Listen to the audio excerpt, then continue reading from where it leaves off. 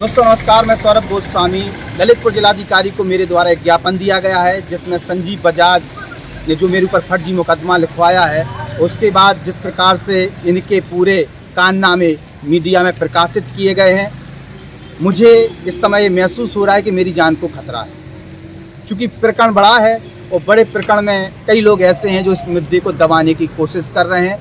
हमारे जो भी करीबी लोग हैं, चाहे वो पवन पांडे हो, पुनीत पांडे हो, चाहे ब्रजेश तिवारी जी हों, इन सबको दबाने का फुल प्रयास इस समय चल रहा है। संजीव बजाज के जो भी काननामे हैं वो मीडिया में प्रकाशित तो हुए हैं, लेकिन गिने चुने पेपरों ने ही उन्हें जगह दी है। ललितपुर का बड़े पैमाने पे जो मीडिया का वर्ग है वो खामोश बैठा है। और आप यकीन मानिए कि जो संजीव बजाज के काननामे छपे हैं, इससे पूरी तरीके से पत्रकारिता कलंकित होती हुई नजर आई है। मेरी आवाज़ दबाने का प्रयास संजीव बजाज ने मेरे ऊपर फर्जी मुकदमा लिखवा के किया है, जिसमें 1 लाख रुपए मांगने की उन्होंने बात कही है।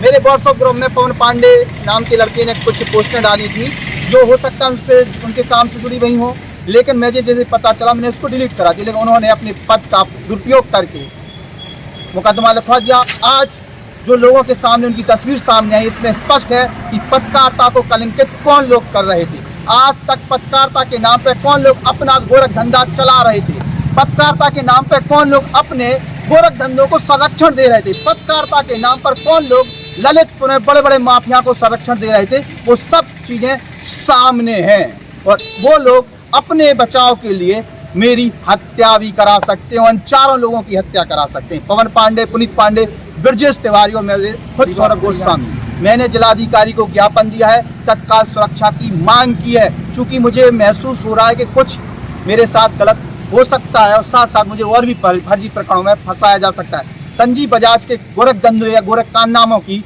पूरा लेखा जोखा ऊपर तक भेज दिया गया है। प्रधानमंत्री से लेकर मुख्यमंत्री और जो भी संबंधित ईडी हैं, चाहे जो भी और विभाग हैं, सबको भेज दिया गया है।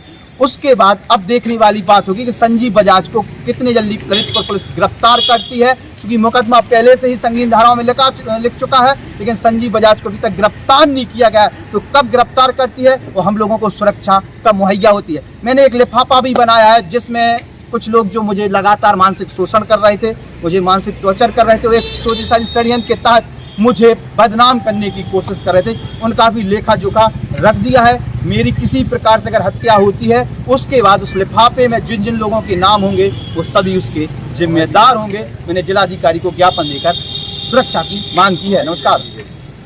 तिवारी जी, आप क्या कहेंगे?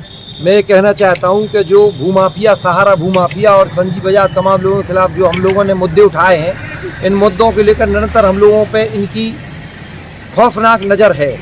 और यदि हमारे परिवार, सौरभ परिवार, पुनीत और पवन पांडे के किसी परिवार के सदस्य की हत्या होती है, कोई घटना घटती है, तो उसमें हमने भी एक लिफाफा तैयार करके रखा है गुप्त रूप में, जो हमने अपने परिजनों को दिया है कि बेटे यदि मेरी हत्या होती है, परिवार के खिलाफ कोई घटना होती है, तो उनमें उन 18 लोगों के नाम लिखे जाएं, वो 18 लोग ही इनमें शामिल किए जाएं। अभी धमको मिली, हो सकता है आज रात में ही हमारी हत्या हो जाए। चूँकि अरबों का मामला है और मैं निर्धन और कलम का सिपाही सच्चा हूँ, इसलिए मेरी जान माल की सुरक्षा हेतु पुलिस अधीक्षक और जिलाधिकारी महोदय बार बार पुनः आग्रह है कि हमारी सुरक्षा की जाए, हमको सुरक्षा दी जाए। यदि मेरी हत्या होती है तो जिलाधिकारी और डीएम साहब भी बाद में पछताएंगे, जिससे तो भूमाफिया हम लोगों की हत्या करा देंगे। हमारे YouTube channel the Bundelkhand post को सब्सक्राइब करें।